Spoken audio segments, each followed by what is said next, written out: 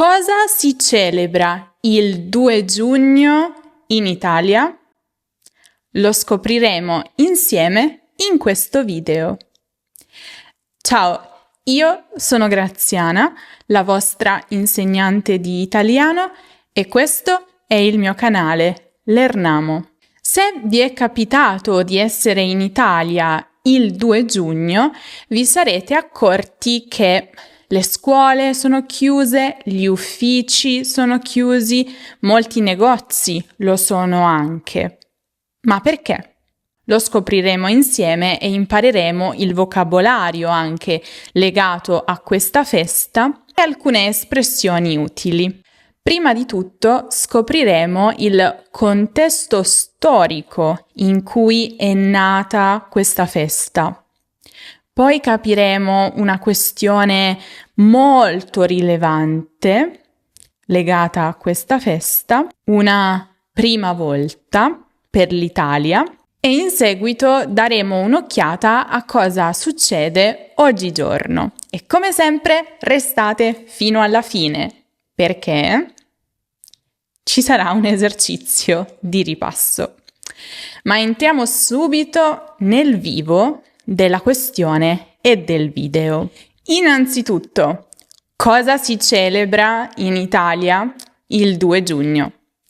Ebbene, il 2 giugno in Italia si celebra la festa della Repubblica. Infatti, l'Italia è una repubblica parlamentare.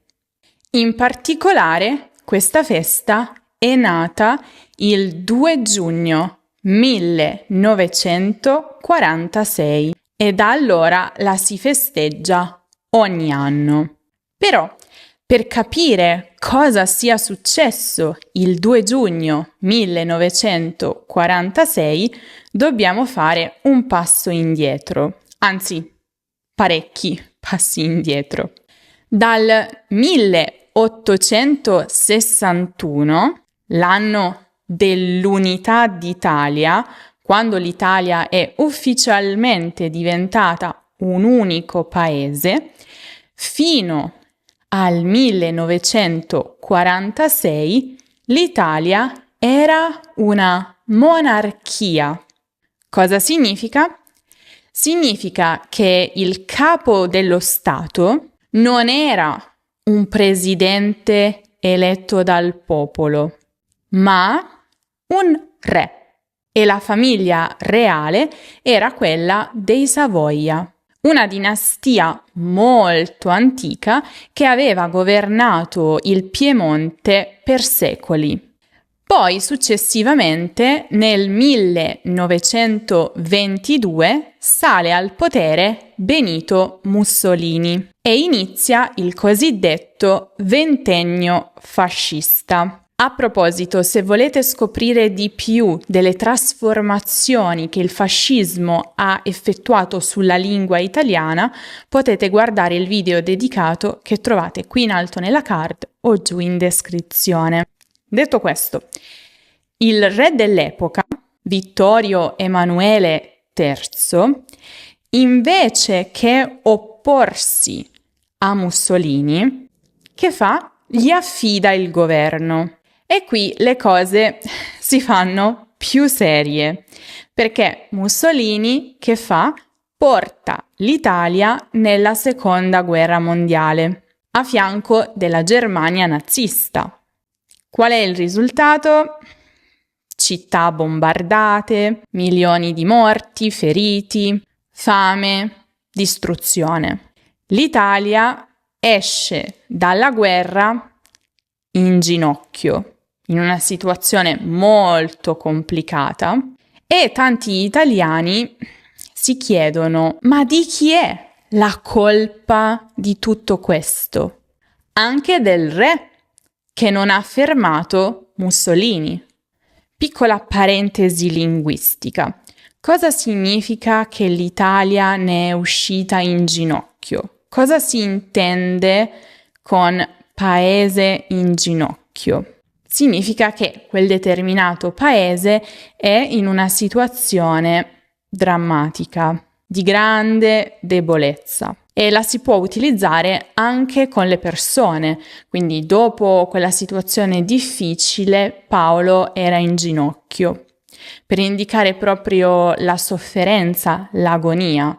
Potete immaginare la scena di qualcuno che si mette in ginocchio. Allora, cosa succede dunque dopo la guerra? A maggio del 1946, sentendo che il vento sta cambiando, Vittorio Emanuele III decide di abdicare, cioè di rinunciare al trono, a favore di suo figlio Umberto II. Spera così di salvare la monarchia, dando un volto nuovo, fresco e meno compromesso alla corona. Spoiler, non funzionerà.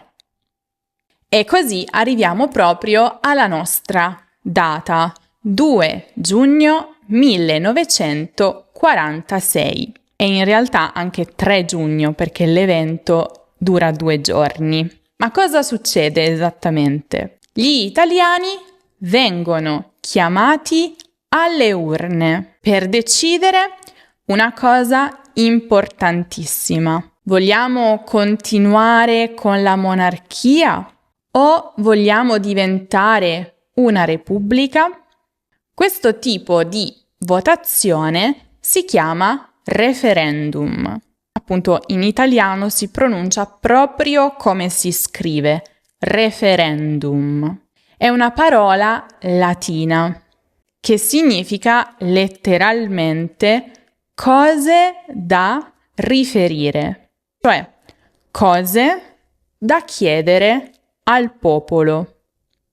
Quali sono, secondo voi, i risultati di questo referendum? La Repubblica vince con circa il 54% dei voti, contro il 46% della monarchia. Dunque, non un trionfo schiacciante, ma comunque una vittoria chiara. Circa 12,7 milioni di voti contro 10,7 milioni.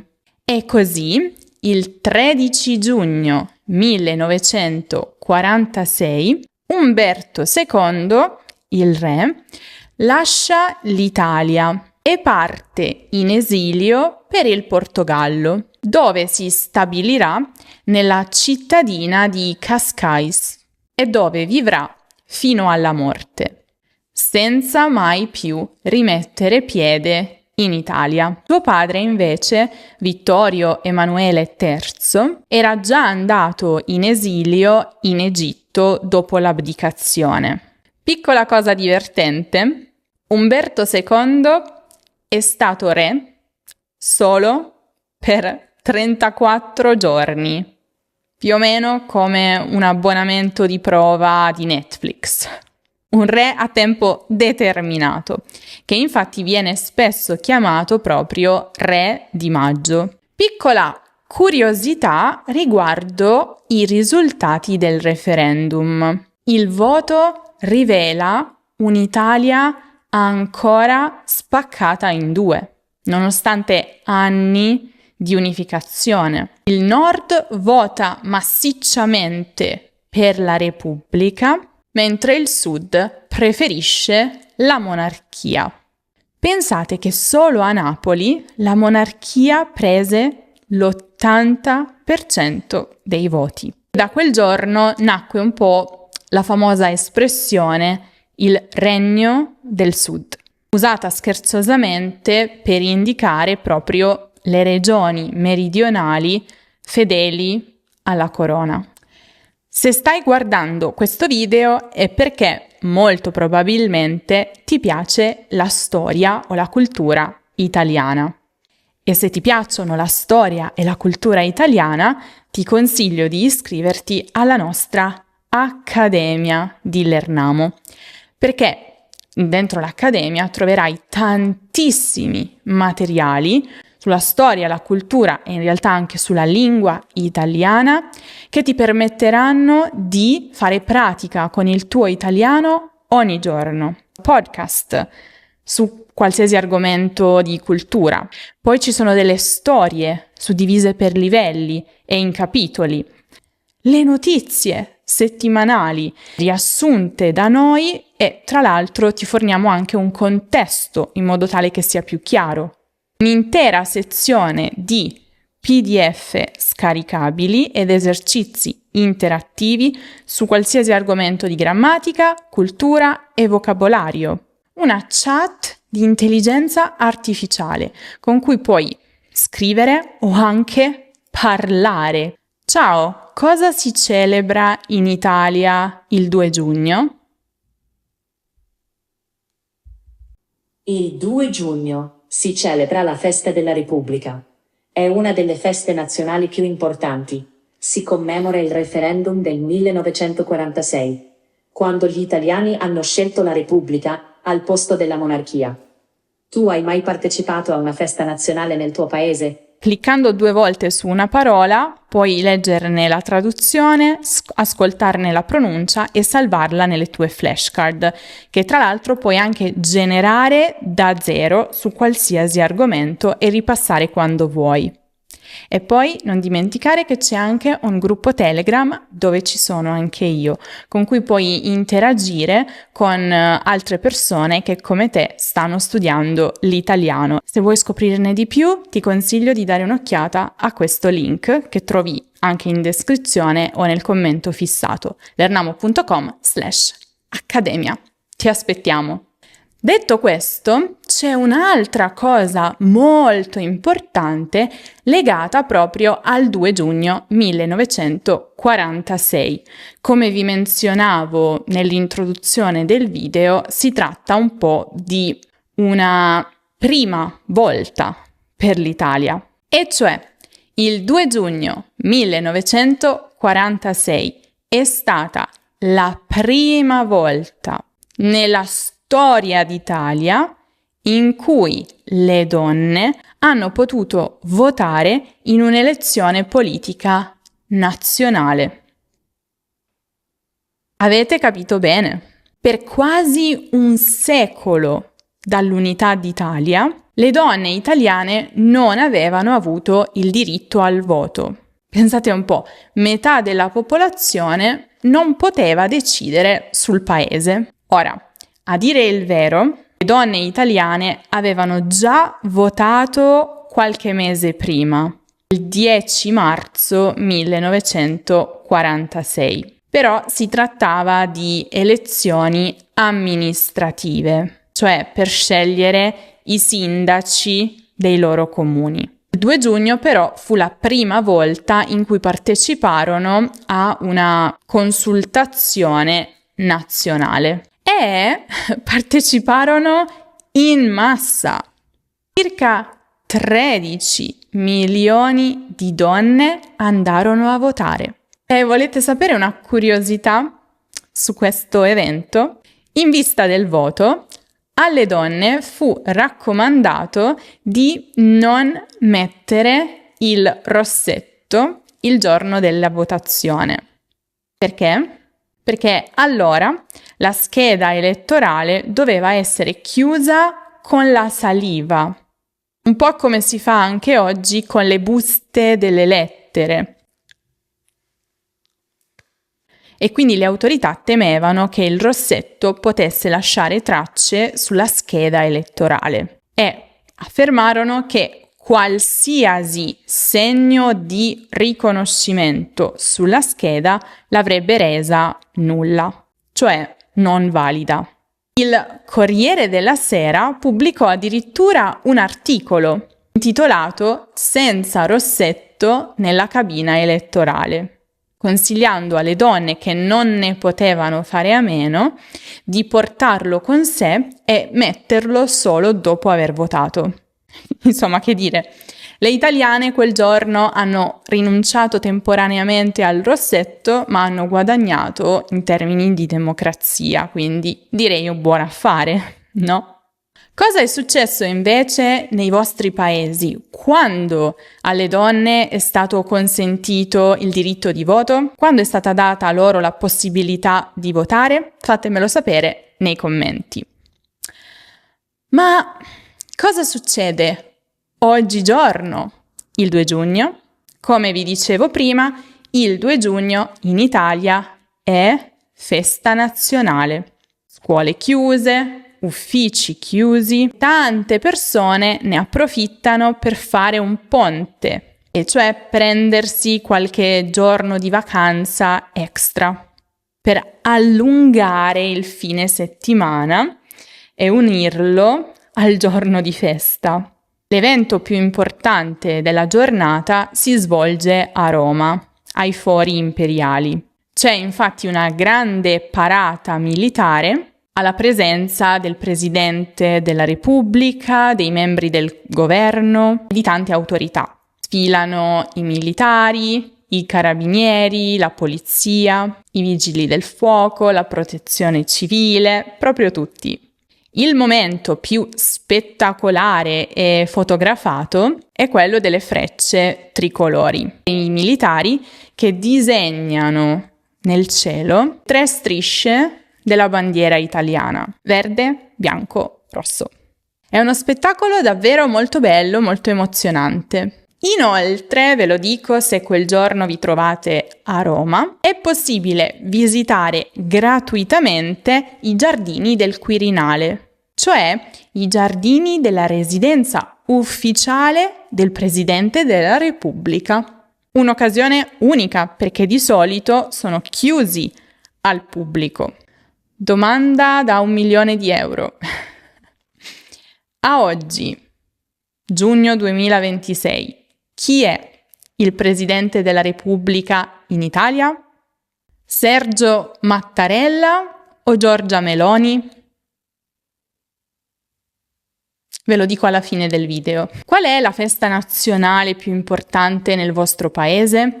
È comune per voi fare un ponte e quindi collegare il giorno festivo al fine settimana? Fatemelo sapere nei commenti. E io vi ricordo che se vi piace un po' la cultura italiana potete anche guardare il video in cui vi spiego il significato dell'inno nazionale italiano, l'inno di Mameli, e lo potete trovare qui in alto nella card o giù in descrizione.